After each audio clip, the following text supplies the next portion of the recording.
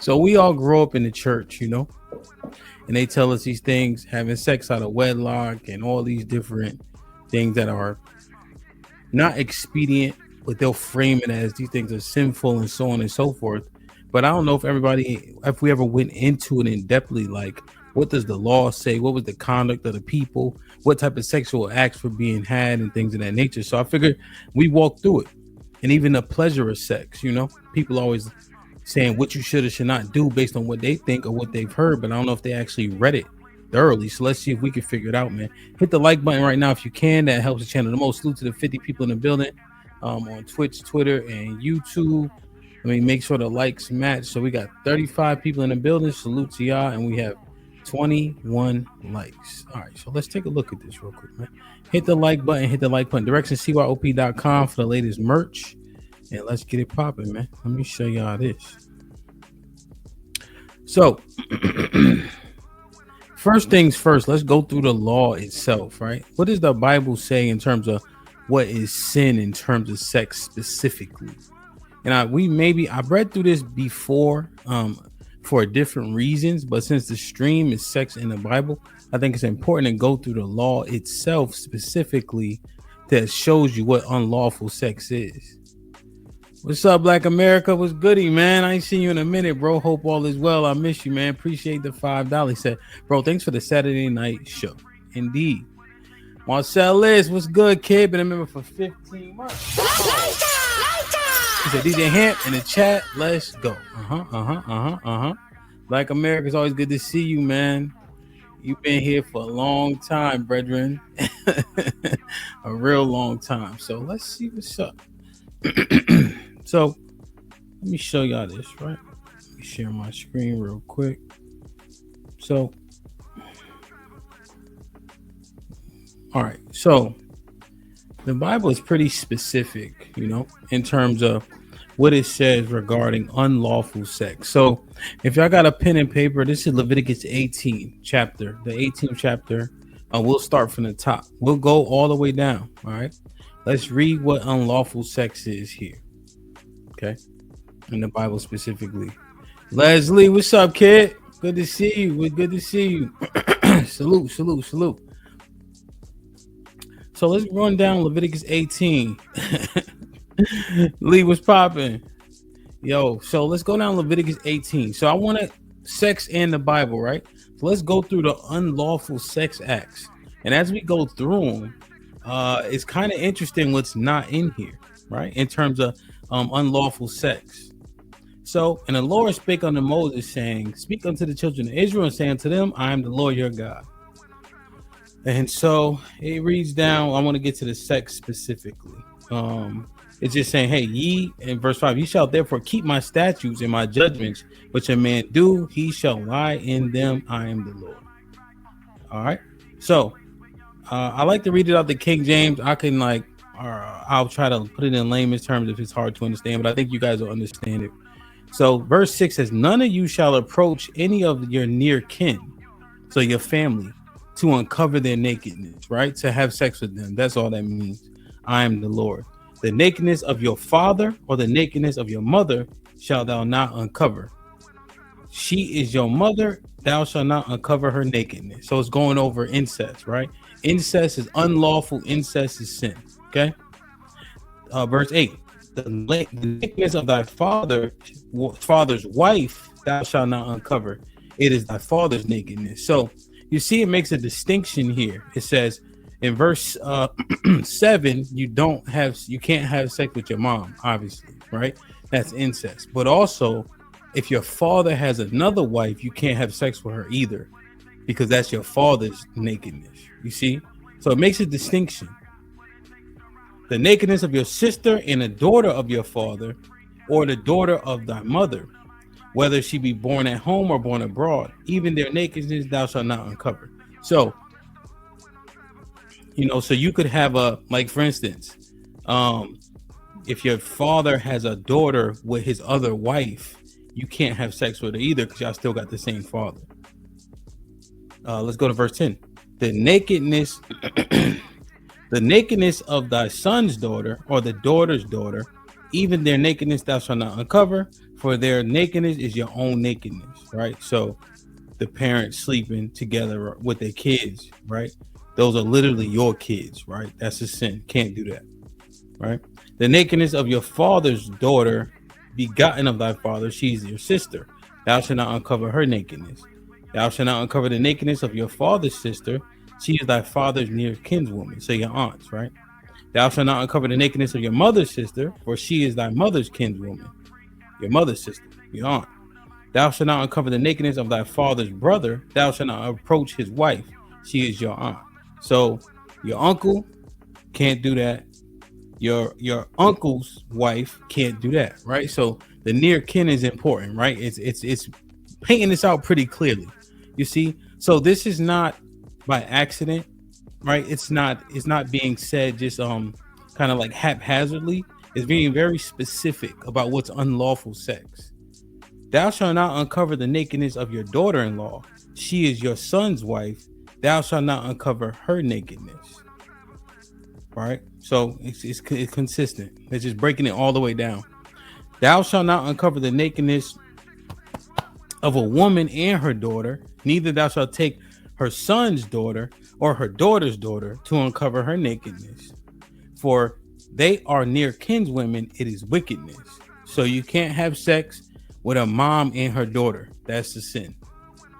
All right. Verse 18. Neither thou take a wife to her sister to vex her, to uncover her nakedness besides the other in her lifetime. So if you have a wife and her sister, the wife's still living, you can't sleep with her sister. Thou shalt not approach unto a woman to uncover her nakedness, as long as she is put apart for her uncleanness. So if a woman is on her period, you can't have sex with her. That's a sin. Verse 20. Moreover, thou shalt not carnally with thy neighbor's wife to defile thyself with her. So you can't sleep with a married woman. And thou shalt not, that's adultery, that's a sin. And thou shalt not let any of thy seed pass through the fire of Molech, neither thou shalt approach thy name of thy God. I am the Lord. So the people, yeah, Leslie, no running red lights, brother. So Molech is a people. People come from a man named Molech. You can't sleep with those people. It's a sin. Verse 22. Thou shalt not lie with mankind as with womankind. It is abomination. So homosexuality, that's a sin. Men can't sleep with men. Women can't sleep with women. Right? That's homosexuality. Can't do that. All right.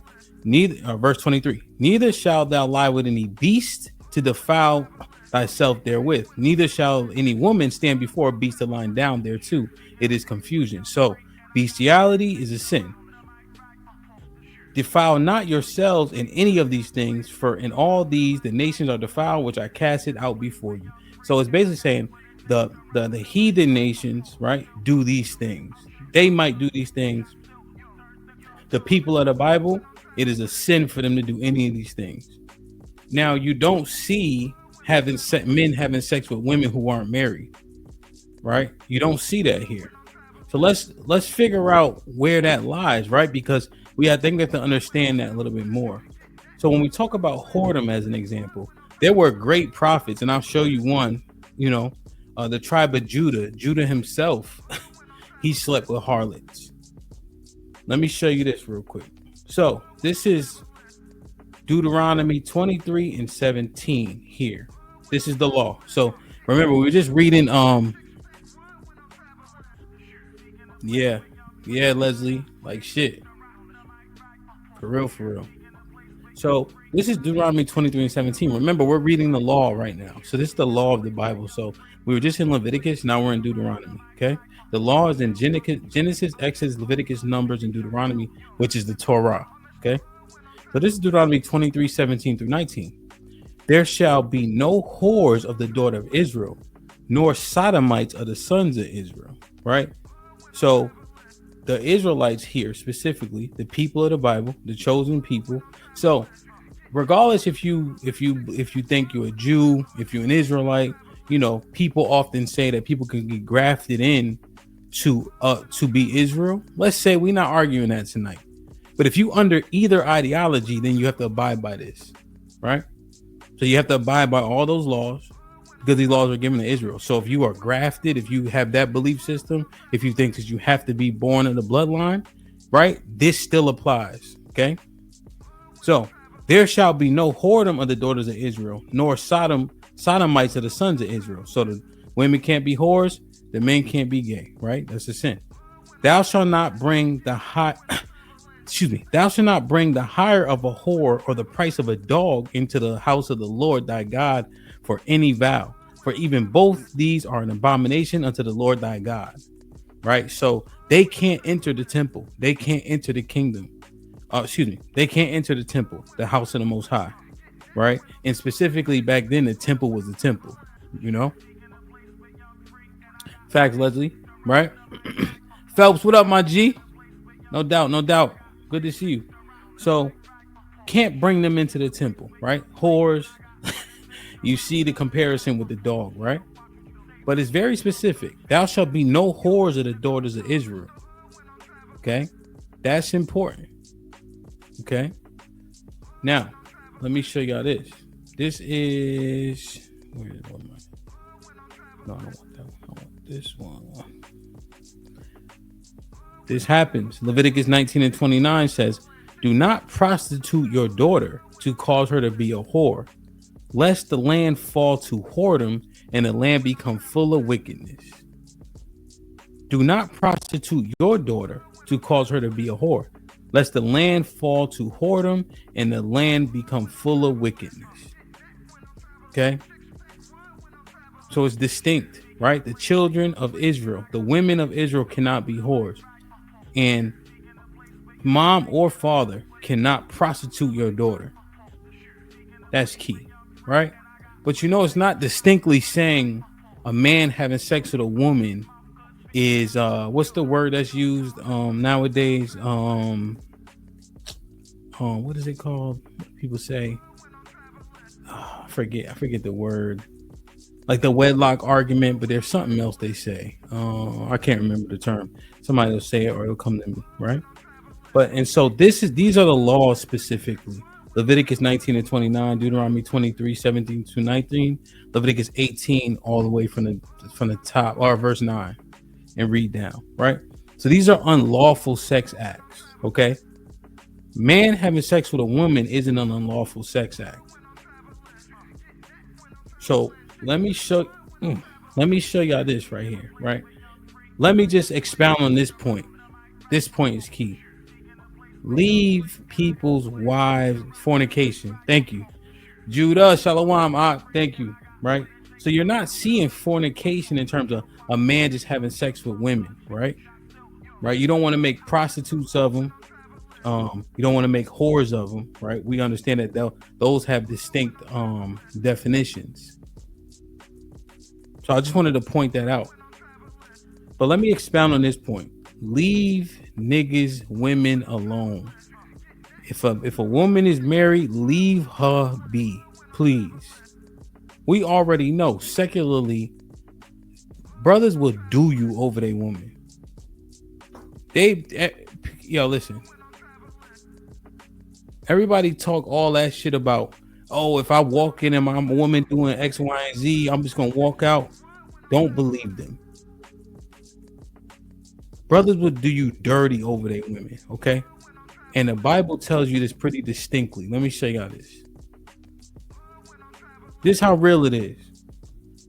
Ecclesiasticus 9:9. Sit not at all with another man's wife, nor sit down with her in your arms, and spend not thy money with her at the wine. So it's saying, yo, don't be around nobody woman. Don't go to the bar with nobody woman. Exactly, Leslie. Next level was popping.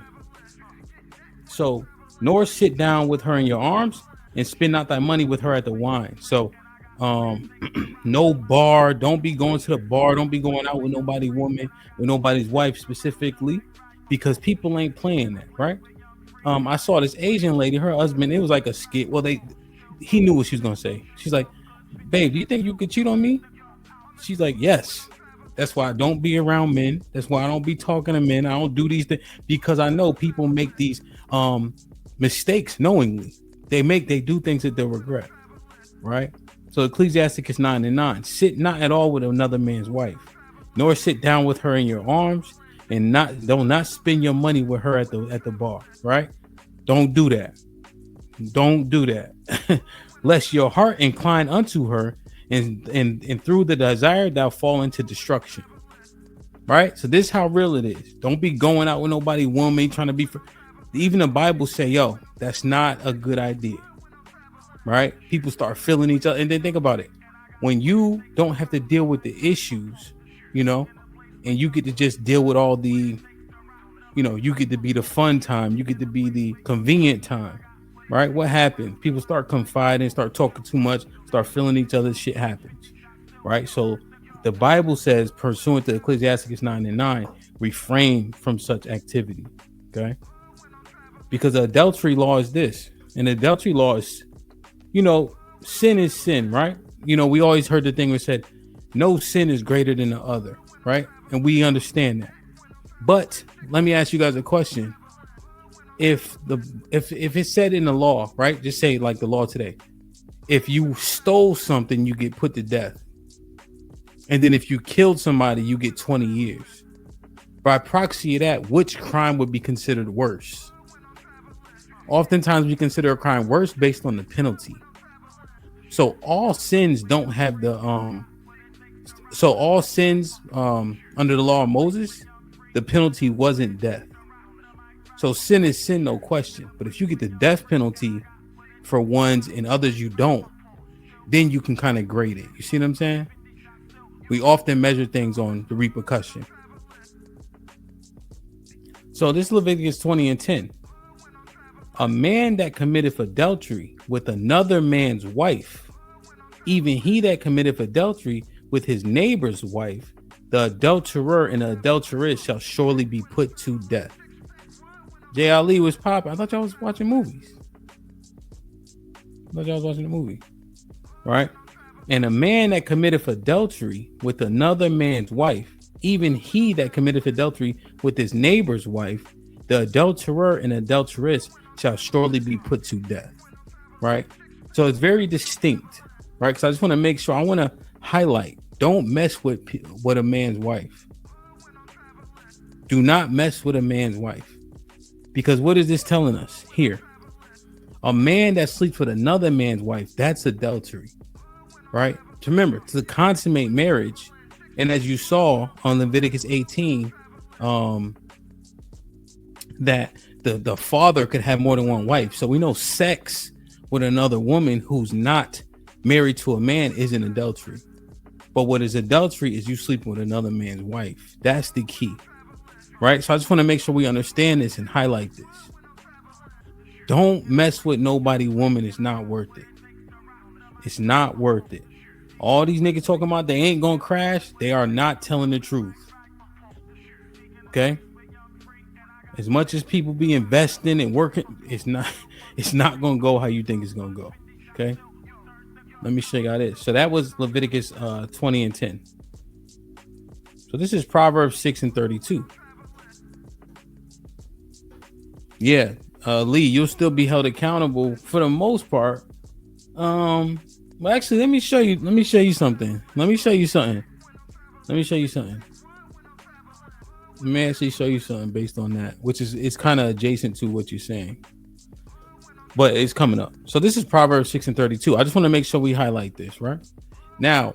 Lee, to your question, if you know that that's somebody's woman, that's somebody's wife, and you do it anyway, your ass is grass. Proverbs 6:32 out of the King James says, but whoso committeth adultery with a woman lacketh understanding, and he that doeth it destroy his own soul. But whosoever committeth adultery with a woman lacketh understanding, he that doeth it destroy his own soul. All right, fellas, I just want to highlight, bro. There's a lot of women out here. Leave that man's wife alone. Okay? Leave that man's wife alone, all right? Leave that man's wife alone. It ain't worth it. Okay? Because as you can see, when we read through fornication, having sex with women wasn't there in a way in which we thought it would be based on what we've been taught. You feel me? So let me show y'all this. Sorry, I lost my place. And people was having sex since time immemorial, right? This is a story I like to show. If y'all know this story, cool, you know. So Jacob, you know what? Let me do this one first. Okay. So you saw the name Judah there, right? You saw the name Judah there. Let's go to this chapter here. So this is Genesis 30 and 18. So Jacob's name changed to Israel. Israel is the progenitor, the father of the Israelites. He has a son named Judah. Judah is actually the top tribe. Jesus, who the world ignorantly calls Jesus Christ, comes from the tribe of Judah. So he comes from the man named Judah. So let's read through just how important sex was, the goal for sex, and how important it was for women to bear children, for these men to have children, right? Because the biological imperative, we have to acknowledge it, right? First and foremost, we have to acknowledge it. The reason for sex, the primary reason for sex, okay? The primary reason for sex. So this is Genesis chapter 30. We'll read and we'll jump down. And when Rachel saw that she bare Jacob no children, so Jacob is the progenitor of the Israelites. He has 12 sons. Rachel envied her sister and said unto Jacob, give me children or else I die. That's how important it was, you know? And I don't think there's anything new under the sun, and things often repeat themselves. So look how important it was for this woman to have a child, you know? That's why I kind of frown my face up when women saying they don't necessarily want to have kids and etc. Because there was a study that showed that 80% of women who didn't have kids after what is it called, a fertile age, or the like, once they were past the that window, 80% regretted it for whatever the reason were. And this was an actual study and a survey done. I think it was CDC. I saw it a couple years ago. Right. So Rachel saw that she bare Jacob no children. Rachel envied her sister and said unto Jacob, give me children or else I die. Now Jacob was wilding. He broke one of the commandments before they got them, but he messed with these two sisters, right? And Jacob's anger was kindled against Rachel, and he said, am I in God's stead, who hath withheld from thee the fruit of the womb? So this is how important having these kids were and should still be, right? When you marry to a man. And she said, behold, the maid Bilhah, go in unto her, and she shall bear upon my knees, that I may also have children by her. And she gave him Bilhah her handmaid to wife, and Jacob went in unto her. Bilhah conceived and bare Jacob a son, right? So she wants him to have his children so bad, she gives her handmaid to wife. So he adds Bilhah as a wife because she couldn't give him any children. And Rachel said, God have judged me and have also heard my voice and have given me a son. Therefore call his name Dan. So when she gave her handmaid over, God did this. Heard her voice, judged her, and gave her a son by Jacob. Dan, the tribe of Dan, comes from her after she gave her handmaid. And Bilhah, Rachel's maid, conceived again and bare Jacob a second son. And Rachel said, with great wrestlings have I wrestled with my sister, and I have prevailed. And she called his name Naphtali. So it's just going through all his sons, right? When Leah saw that she had left bearing, she took Zilpah, her maid, and gave her Jacob to wife. And Zilpah, Leah's maid, bare Jacob a son. And Leah said, a troop cometh. And she called his name Gad. So it's going through all his sons. And Zilpah's, Leah's maid, bare Jacob a second son. And Leah said, happy am I, for the daughters will call me blessed. And she called his name Asher. So it's going through all his sons.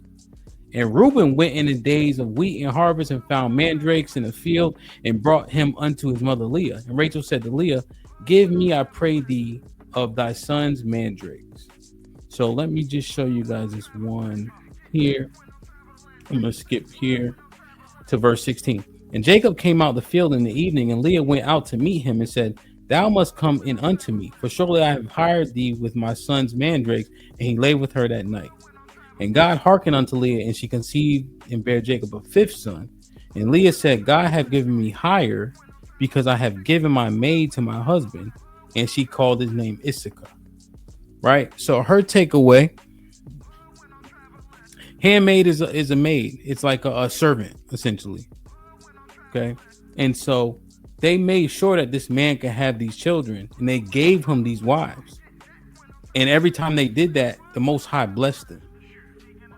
Right? So I'm just showing you that, see how these women are single women. They're not with a man, right? They're the servants of these women here, and they're given over unto the man so he can conceive with them, and God blesses them for doing so.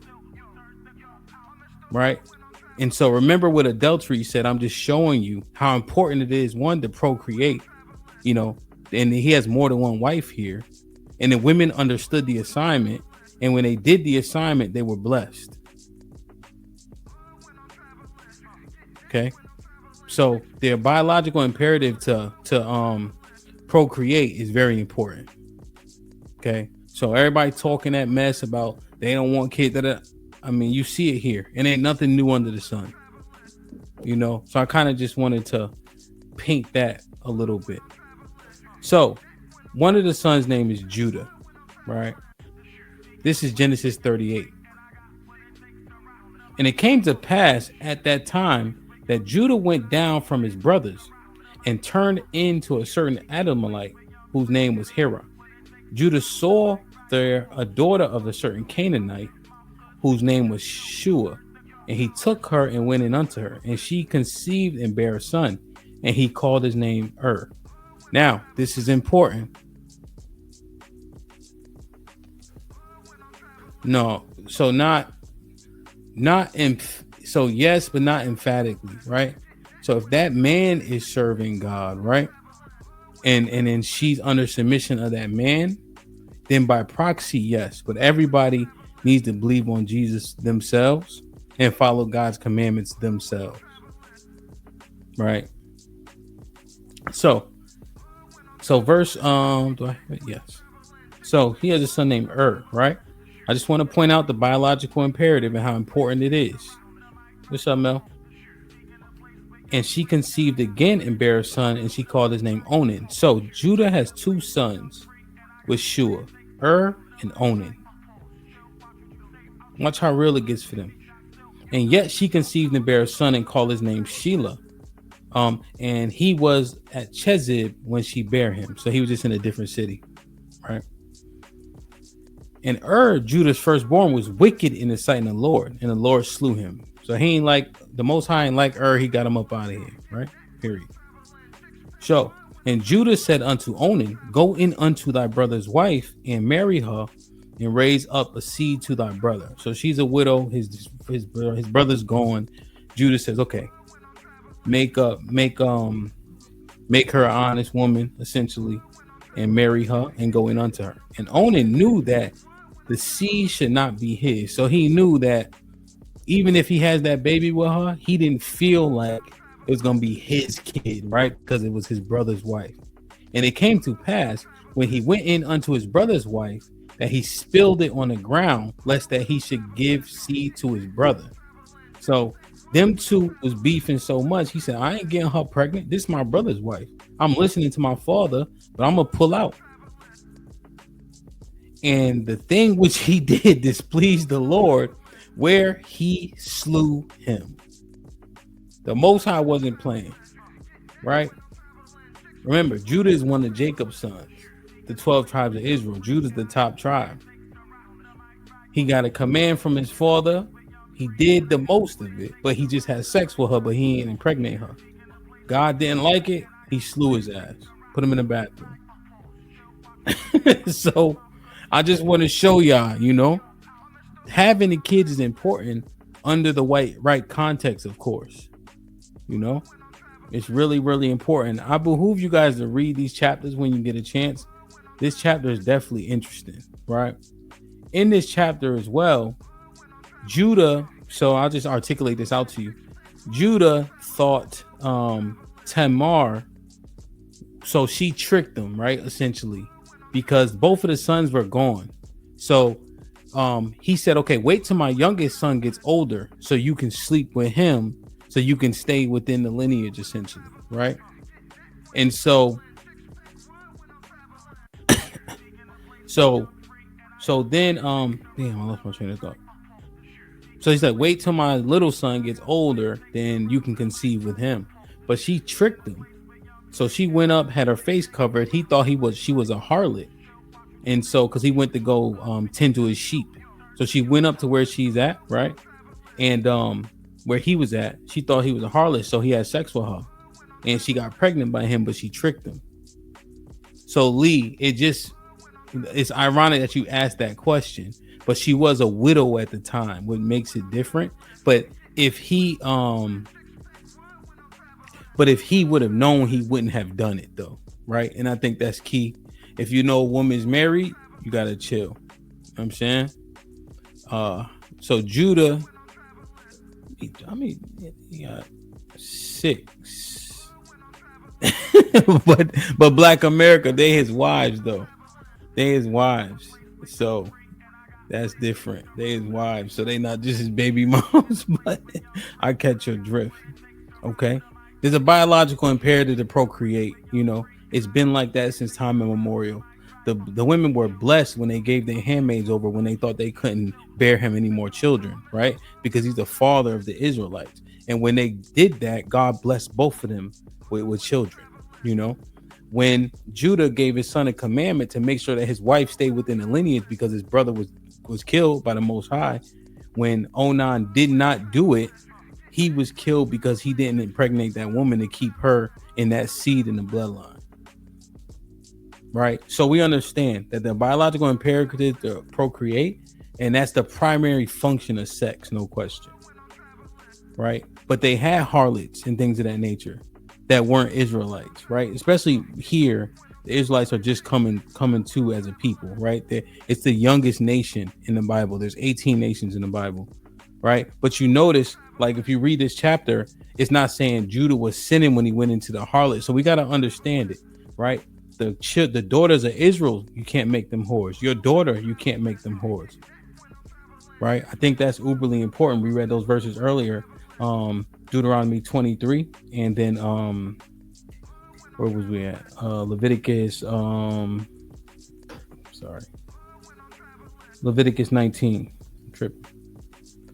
So this right here, right? Let me show you guys this one last one. I meant to show it a little bit earlier, but this is Deuteronomy 22 and 39 here. Okay.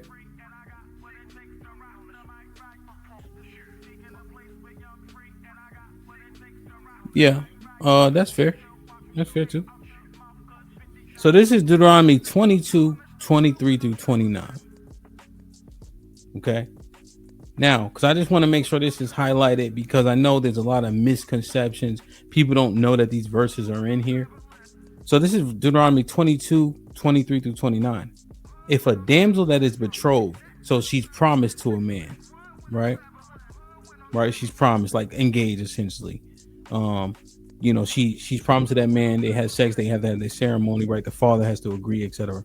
Betrothed unto a husband, and a man find her in a city and lie with her, then ye shall bring them both out unto the gate of the city, and ye shall stone them with stones that they die. The damsel because she cried not, being in the city, and the man because he hath humbled his neighbor's wife. So thou shalt put away evil from among you. Right? So you read this one here, right? And it kind of is good that Lee is kind of like right. You got to be careful, you know? But I think the key difference, Lee, is that they know that these women are promised to a man already. So this is the penalty. If a damsel that is a virgin be betrothed unto a husband, and a man find her in the city and lie with her, then ye shall bring them both out unto the gate of the city, and ye shall stone them with stones that they die. The damsel because she cried not, being in the city, and the man because he hath humbled his wife, neighbor's wife. So thou shalt put away evil from among you. Stay away from people's women.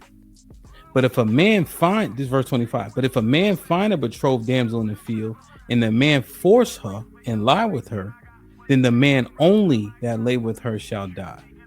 So if he take advantage of her, you get put to death. All right. If you take advantage of that woman, you get put to death. But not unto the damsel thou shalt not do nothing. There is a damsel, no sin worthy of death. For when a man rises against her neighbor and slew him, even so is this matter. Right? For he found her in the field, and the betrothed damsel cried, and there was none to save her. Right? So he rapes her. You get put to death for that. Period. If a man find a damsel that is a virgin, which is not betrothed, and he lay hold on her and lie with her, and they be found, that man that lay with her shall give unto the damsel's father 50 shekels of silver, and she shall be his wife, because he have humbled her. He may not put her away all his days. Right? So she's not betrothed. She's not promised to a man here. And so then they sleep together. One, he didn't have the approval of the father, which is uberly important that we're missing now. And he has to wife her now at that point. Right? Because now, otherwise she's defiled. Right? She's a young woman of marriageable age. She sleeps with him. He didn't have no intentions for her. Well, too bad. Now you got to pay the father because you didn't get his permission. And now you got to wife her. Right? Because now technically she'd be defiled out on the earth if you don't wife her, and he may not put her away. Because before here, right? He may not put her away all these days. You could divorce. Men could divorce. They could put away the wives, right? If they wanted to. But you see the penalty here, right? She's a damsel that is a virgin, young woman of marital age, which is not betrothed, and lay hold on her and lie with her, and they be found. Then the man that lay with her shall give the damsel's father 50 shekels of silver, and shall be his wife, because he have humbled her. He may not put her away all her days. Okay, this is this is Deuteronomy 22, 23 through 29. So there's one verse, right, that's pretty popular. Well, I'd say chapter. 1 Corinthians 7 is super duper popular.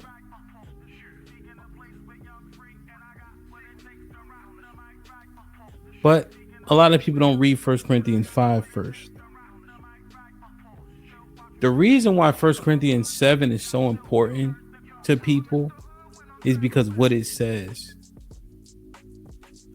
But you got to know 1 Corinthians 5. So this is 1 Corinthians 5 from the top. It is reported commonly that there's fornication among you. And such fornication is not so much as named among the Gentiles, that one should have his father's wife. So 1 Corinthians 5 is telling them like, yo, y'all Israelites is bugging so much, the Gentiles not even doing the shit y'all doing. That y'all want to sleep with your father's wife so bad. And ye are puffed up and have not rather mourned that he have done this deed might be taken away from among you. For verily, as absent in the body, but present in the spirit, have judged already, as though I were present concerning him that have done this deed. Right? So it's egregious. That person needs to be removed because they're fornicating, doing things that the heathen's not even doing. Sleeping with his father's wife. Remember in Leviticus 18, we read that is a specific sin. You know? So let me just read this. In the name of the Lord Jesus Christ, when ye are gathered together in my spirit and power of our Lord Jesus Christ, to deliver such an one unto Satan for the destruction of the flesh, that the spirit may be saved in the day of the Lord Jesus, right? So this is very important, right? And that's just the top of the reason why 1 Corinthians 7 makes so much more of an impact. Mel, that's what they was wilding, right? That's why Paul had to tell them what he told them in 1 Corinthians 7. Because there's plenty of women. Your father got your mom, obviously, and then he got another wife, because the men had more than one wife at the time. There were not all the men, right? But there were men that did have more than one wife, which we would call polygyny.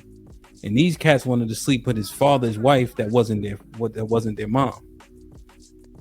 So when 1 Corinthians 7 comes around, we have to understand the context of why Paul is, adamant in saying what he's saying. What's up, Mark? So let me show you all this real quick. Let's go to 1 Corinthians 7 from the top. Sorry. I need to have it in.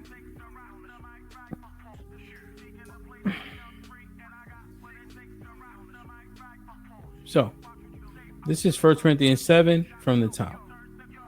Now concerning the things whereof ye wrote unto me, it is a good for a man not to touch a woman. So Paul, he made himself a spiritual eunuch, right? Because he had to focus on things. There was a goal that he had in mind. Nevertheless, to avoid fornication, let every man have his own wife, and let every woman have her own husband. Okay? To avoid fornication, let every man have his own wife, and let every man have her own husband. Right? And as you can see, now remember, when he's writing these letters, there's no chapters, right? Because when you read 1 Corinthians 6, it would be not disjointed, because he starts going over carnal sins, right? He starts to go over carnal sins, and then it jumps to this kind of, right? So remember, he didn't condemn the man for having more than one wife. He's saying, listen, if we want to organize this thing, this is what I recommend. Nevertheless, to avoid fornication, let every man have his own wife, and let every woman have her own husband. Let the husband render unto his wife due benevolence, and likewise also the wife unto her husband. The wife have not power over her own body, but the husband, and likewise also the husband have not power over his own body, but the wife. Right? Denying each other is what leads to this big ass, dumbass word that we love so much, fornication. Right? Denying your mate, right, leads to cause people to err. Yeah, that's true, Leslie. Right? So denying each other is a no-no. Because Paul is, a genius, right? So he's saying, look what's happening. You need a wife, you need a husband, and when they want you sexually, you give it to them, right? Because we understand that the biological imperative is to procreate. We also understand, and this shows you, that there's pleasure involved. So when your wife wants you, right, to say no is highly unrecommended, right? Nobody recommends that you say no, including Paul, and vice versa. And there's way too much of that. Defraud ye not one another, except it be with consent for a time, that ye may give yourselves to fasting and prayer, and come together, that Satan tempt you not for your incontinency. Right? So if it's not happening, right, it's for specific reasons, right? People could take a chill pill. People can take a fall back for a second. People can take a second and gather themselves, but it can't be the modus operandi. That can't be the consistency of the relationship, right? That can't come with the consistency. That can't be the premise of the relationship.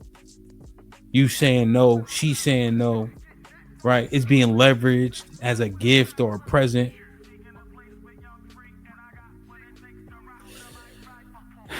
Leslie. So dang, so those laws are kind of new too, Leslie, just if we look in the secular viewpoint, you know what I'm saying? Where, could you grape your spouse essentially? But I think verse 5 kind of lets you know that there are instances, right?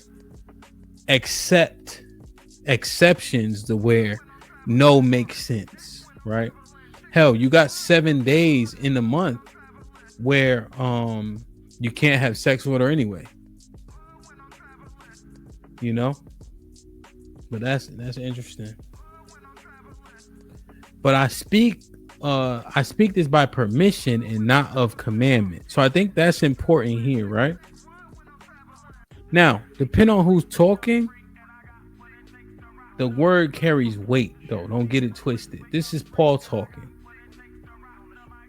But Paul says, I speak this by permission and not of commandment. So this is a very, very strong regard of recommendation. But if Paul's saying it, I recommend that we regard it, right? It's not a commandment because we saw what the commandments were. We looked at sexual acts and things of that nature.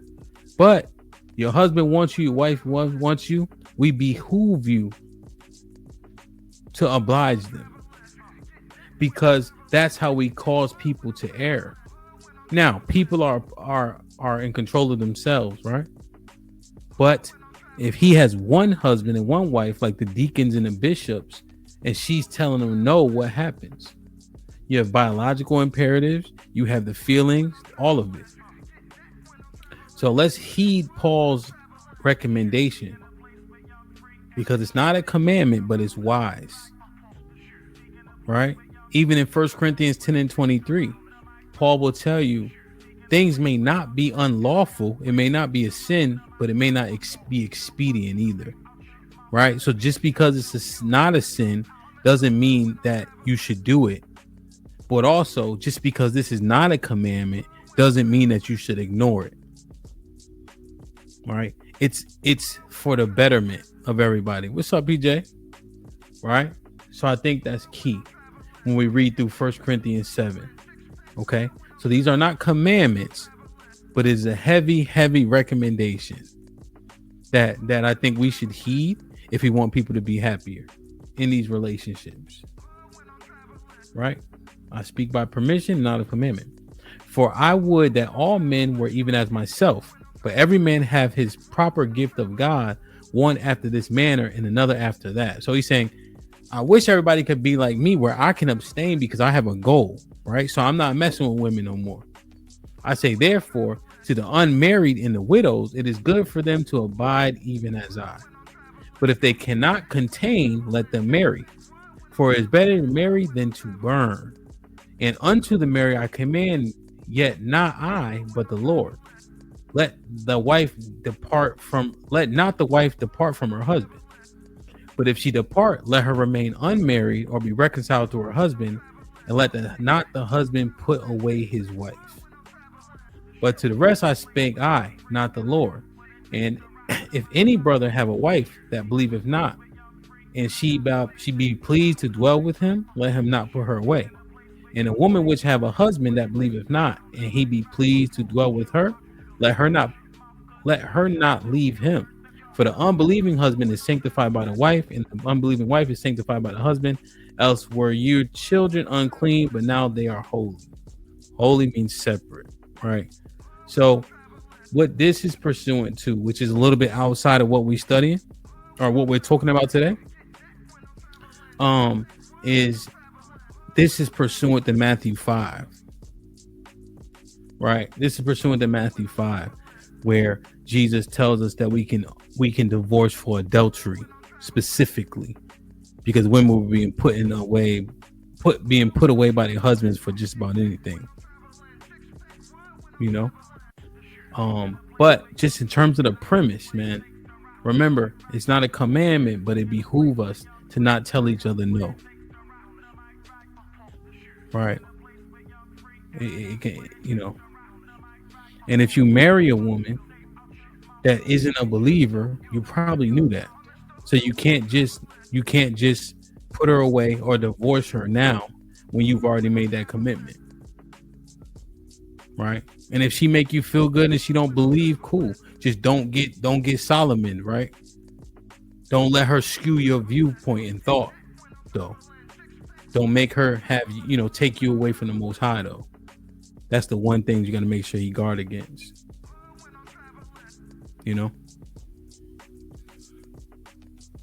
So this one right here, let me show y'all this last one. Let me see. Clips, what up? With the $10 says Matthew 18 and 20. For where two three are gathered together in my name, there I'm in the midst of them. May God bless you all as we teach, learn, and practice in truth. Indeed, Clips, appreciate you, my G. Good to see you. James, thank you for the support, cousin.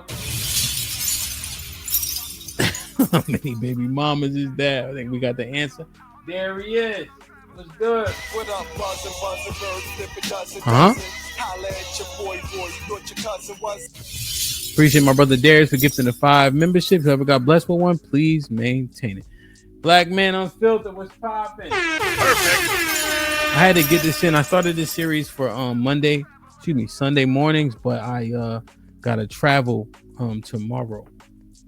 But 1 Corinthians 7 is very important, man. Remember, this is a great recommendation because you cause people to err when you deprive them of something. We know sex is pleasurable. We know sex is for procreation, but there's another byproduct of sex, which is pleasure, which is people coming together, right? Nevertheless, to avoid fornication, let every man have his own wife, let every woman have her own husband, right? Do not deprive each other, right? Husband render unto the wife and do benevolence, and likewise unto the wife unto the husband. You do not have power of your body, and neither does he, right? Submit to him. If she want to have sex with you, do the thing. Don't defraud each other, right? Unless you absolutely have to. She has her period, as an example. Let's say it's time to pray and fast. If somebody's really under something to where, their disposition has changed and you understand why, right? You give them grace in that instance. Otherwise, y'all need to be having sex whenever either person wants to, because pleasure in that way is necessary for both parties. Now, let me show y'all this. This is Song of Solomon here. So this is Song of Solomon here. Chapter 2. So this is written by one of his wives specifically. And so this book is pretty short, but you should read it if you get a chance. Let me just show y'all this, which is pretty dope here. Song of Solomon, chapter 1, verse 5. I am black, but comely. I am black and beautiful. O ye daughters of Zion, or daughters of Jerusalem, as the contents of Kedar, as the curtains of Solomon. So I'll just leave that there for now. Let me go back. So,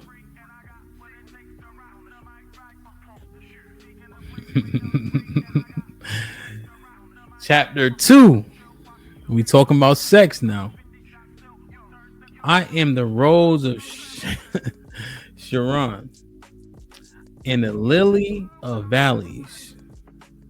As a lily among thorns, so is my loving among the daughters. All right, now. I need my buttons for this. If I can get my arm up here. Oh, yeah, motherfucker. All right. As the apple, hold on. As the apple tree among the trees of the wood, so is my beloved among the sons.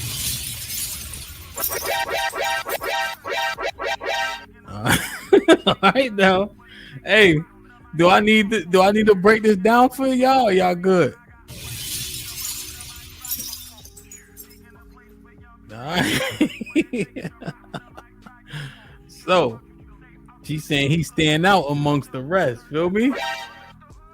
He brought me to the banqueting house, and his banner over me was love.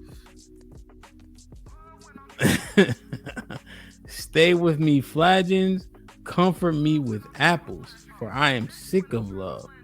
His left,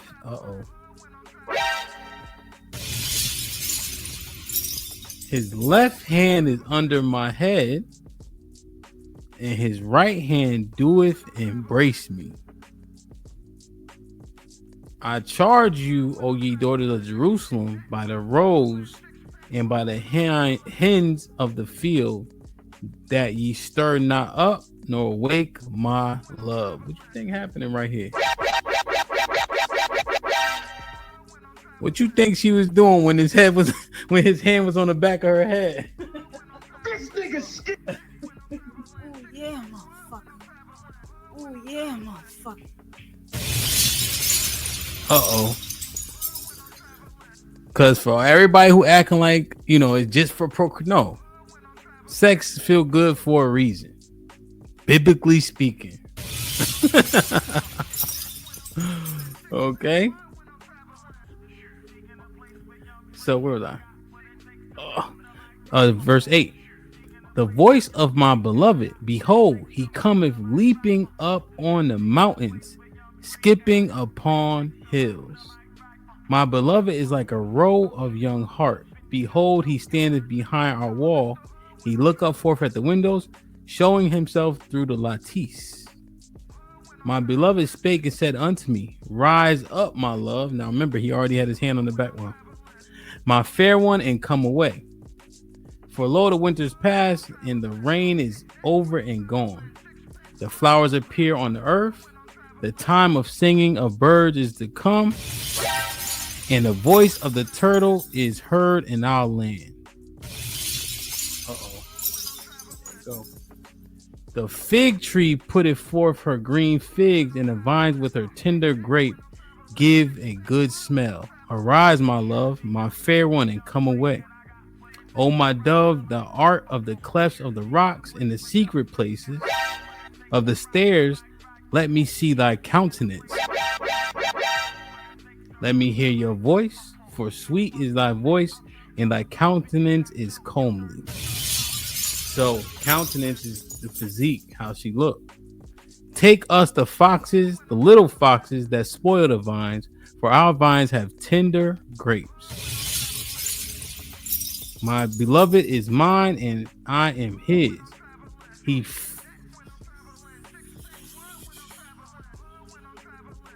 Uh-oh. Told y'all. He feedeth me among the lilies until the daybreak. The shadows flee away. Turn, my beloved, and be thou like a roe or a young hart upon the mountains of Bethel. What you think they was doing right here, man? Use your imagination. Use your smartphone to be smart for once. Shout out to the Song of Solomon. You understand how they was getting it popping right here. Okay?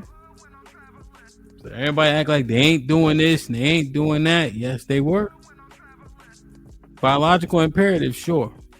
But pleasure was definitely an imperative as well. until daybreak, PJ.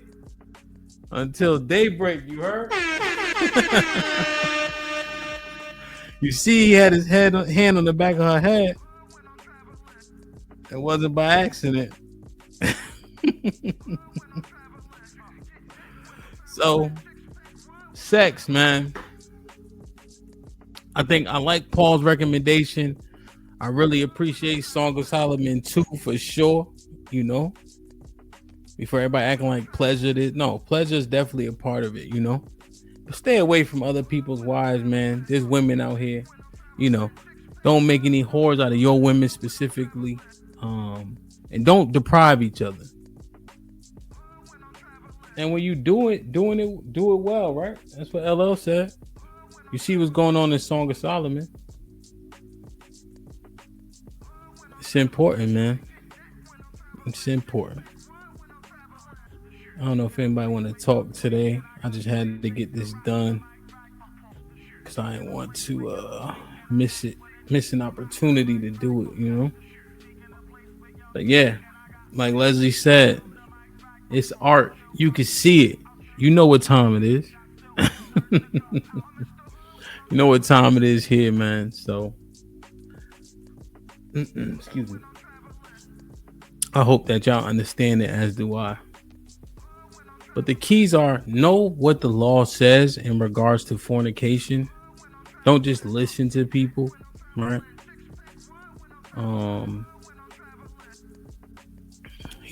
The biological imperative to have sex, to procreate, has always been like that since time immemorial.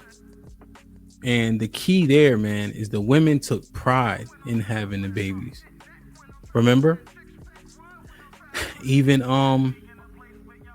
even Sarah with Abraham, she couldn't have a baby, she thought. So she gave him Hagar. Because that was super important. Leah did it. Right? They gave they handmaids over, and they were blessed because they did that. 3 different occasions.